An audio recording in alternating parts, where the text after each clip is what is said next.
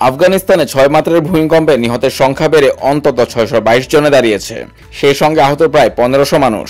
সোমবারের প্রাণহানির এ তথ্য নিশ্চিত করেছে তালেবান কর্তৃপক্ষ।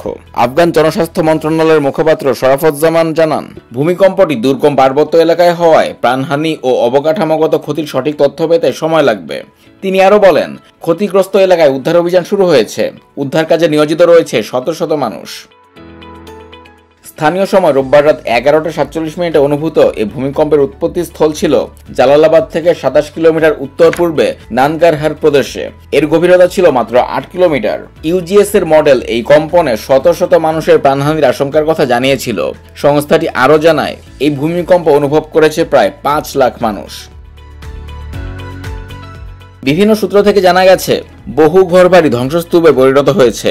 দুর্গম পাহাড়ি অঞ্চল, ভূমিধস এবং বন্যার কারণে কিছু এলাকায় কেবল আকাশপথে পৌঁছানোই সম্ভব। তালেবান সরকার তাই মানবিক সংস্থাগুলোকে দ্রুত উদ্ধার কাজে সহায়তার আহ্বান জানিয়েছে। হিন্দুকুশ পর্বতমালা অঞ্চলে ভারতীয় ও ইউরেশীয় টেকটনিক প্লেটের সংযোগস্থল থাকায় আফগানিস্তান অত্যন্ত ভূমিকম্পপ্রবণ দেশ। গত বছর দেশটির পশ্চিমাঞ্চলে একাধিক ভূমিকম্পে 1000-এরও বেশি মানুষের মৃত্যু হয়েছিল।